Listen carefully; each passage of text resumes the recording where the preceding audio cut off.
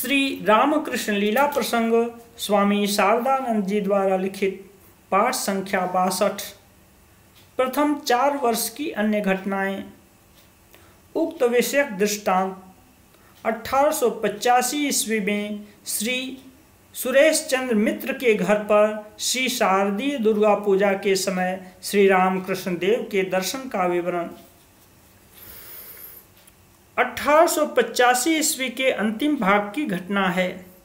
क्वार के महीने में श्री शारदीय दुर्गा पूजा के महोत्सव के समय कलकत्ता नगरी के बालक, वृद्ध, वनिता आदि सभी वर्ग के लोग प्रतिवर्ष की भांति आनंद में उन्मत्त हो रहे थे। श्री रामकृष्ण देव के भक्तों के हृदय में उस आनंद प्रवाह का स्पर्श होने पर भी उसे बाहर व्यक्त करने में एक विशेष बाधा थी, क्योंकि जिन्हें लेकर उनका आनंदोल्लास था उनका शरीर अस्वस्थ था। श्री रामकृष्ण देव गले के रोग से पीड़ित थे। कलकत्ता के श्यामपुकुर मोहल्ले में 2 मंजिला मकान किराए पर लेकर भक्त वर्ग ने प्रायः 1 मास पूर्व उनको वहां लाकर रखा था तथा सुप्रसिद्ध चिकित्सक श्री महेंद्रलाल सरकार उनके उपचार तथा यथासाध्य प्रयास कर रहे थे। किंतु रोग का उपशम होना दूर रहा, वह दिनों दिन बढ़ता चला जा रहा था। गृहस्थ भक्तगण प्रतिदिन सायं प्रातः वहां आकर सब प्रकार की देखरेख तथा व्यवस्था कर रहे थे तथा युवक छात्र भक्तों में से अधिकांश अपने घर पर केवल भोजनादि के लिए जाकर शेष समय श्री रामकृष्ण देव की सेवा शुश्रूषा में व्यतीत करते थे। आवश्यकता अनुसार कोई घर भी न जाकर 24 घंटे वहीं उपस्थित रहते थे। अधिक बोलने चालने तथा बारंबार समाधिस्थ होने से शरीर में रक्त प्रवाह ऊपर की ओर प्रवाहित होने से तथा उससे घाव पर चोट पहुंचने के कारण रोग का उपशम नहीं होगा। इसलिए चिकित्सक ने श्री रामकृष्ण देव को विशेष संयत रहने के लिए कहा था। इस व्यवस्था के अनुसार चलने का प्रयास करने पर भी कभी कभी वे उससे विपरीत कर बैठते थे, क्योंकि हाड़ मांस का ढांचा मानकर अवज्ञापूर्वक जिस शरीर से उन्होंने अपने मन को हटा लिया था, साधारण मानव की तरह पुनः उसको बहुमूल्य वस्तु मानने में वे समर्थ नहीं हो पा रहे थे। भगवत प्रसंग के छिड़ते ही शरीर तथा शरीर की रक्षा की बात को भूलकर वे उसमें उसी प्रकार सम्मिलित हो बारंबार समाधिस्थ हो जाते थे। जिन्होंने पहले उनका दर्शन नहीं किया था, ऐसे व्यक्ति वहां उपस्थित होते थे। उनके हृदय की व्याकुलता को देखकर वे मौन नहीं रह पाते थे। धीरे धीरे उन्हें साधन मार्ग का निर्देश प्रदान किया करते थे। इस संबंध में उनके निरंतर उत्साह आनंद को देखकर भक्तों में से अधिकांश लोग श्री रामकृष्ण देव के रोग को सामान्य तथा सहज साध्य मानकर निश्चिंत हो रहे थे, और कोई व्यक्ति यह अभिमत प्रकट कर कि श्री रामकृष्ण देव ने नवागत जनों के प्रति कृपा करने तथा अधिकांश लोगों में धर्म भाव प्रचार करने के निमित्त स्वेच्छापूर्वक कुछ दिन के लिए व्याधि रूप उपाय का अवलंबन किया है, सभी को चिंता मुक्त करने का प्रयास कर रहे थे। डॉक्टर महेंद्रलाल सरकार किसी दिन प्रातःकाल और किसी दिन अपराह्न के समय में प्रायः प्रतिदिन उनको देखने आते थे तथा रोग कहाँ तक घटा या बढ़ा है इसकी परीक्षा कर व्यवस्था आदि करने के पश्चात श्री रामकृष्ण देव के मुँह से भगवत प्रसंग को सुनते सुनते इस प्रकार तन्मय हो जाते थे कि उस तन्मयता में 2-3 घंटे व्यतीत हो जाने पर भी वहाँ से उठना उनके लिए संभव नहीं होता था।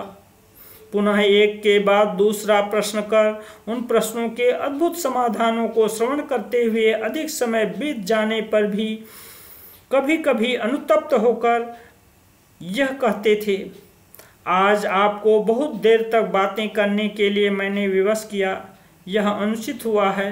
अस्तु, अब दिन भर और किसी से बातें न कीजिए, फिर कोई हानि न होगी। देखिए, आपकी बातों में ऐसा आकर्षण है कि आपके समीप आने पर सब कार्यों को त्याग कर 2-3 घंटे बैठे बिना मैं उठ नहीं पाता हूँ। यह समय किस तरह निकल जाता है मुझे कोई ज्ञान नहीं रहता। इस प्रकार और किसी से इतनी देर बातें न कीजिए, केवल मेरे आने पर ही इस प्रकार बातचीत कीजिए, उससे कोई हानि न होगी। डॉक्टर तथा भक्तों की हंसी।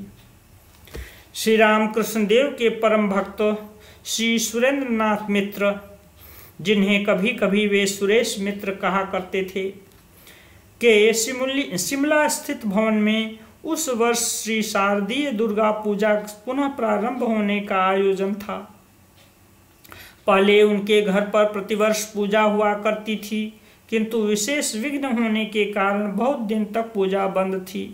उनके घर के और किसी व्यक्ति ने इससे पूर्व इस पूजा को पुनः प्रारंभ करने का साहस नहीं किया था, अथवा उनमें से कोई यदि उनकी इच्छा भी करते थे तो अन्य लोग उस संकल्प को कार्यान्वित करने में बाधा डालते थे।